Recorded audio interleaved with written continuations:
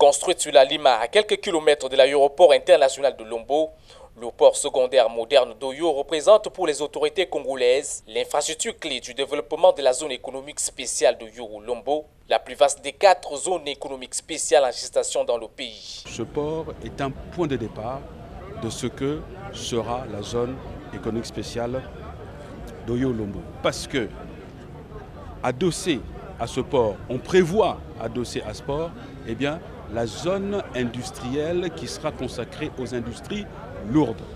Et du côté de l'aéroport, nous aurons 2 zones. Une zone industrie légère et une zone logistique à proximité de l'aéroport.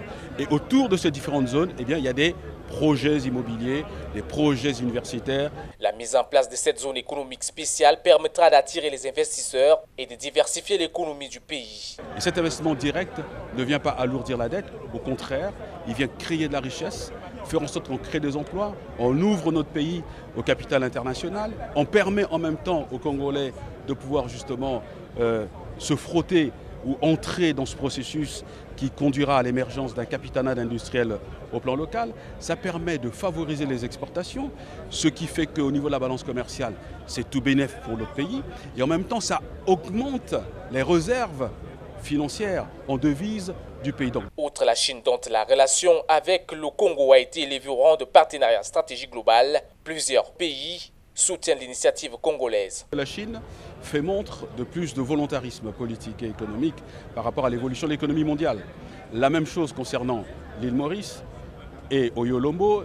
Il y a un volontarisme qui s'est manifesté du côté de l'île Maurice depuis 2011, ce qui a occasionné justement cet accord de partenariat. Mais nous ne sommes pas fermés.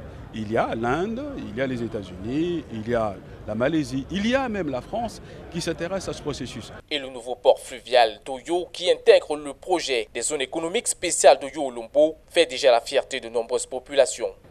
C'est une joie pour nous et c'est pour progresser aussi l'économie du pays. Je suis très content. Soulignons que toutes ces réalisations visibles à travers le pays naissent de la volonté du chef de l'État Denis Sassou Nguesso de faire du Congo un pays émergent à l'horizon 2025.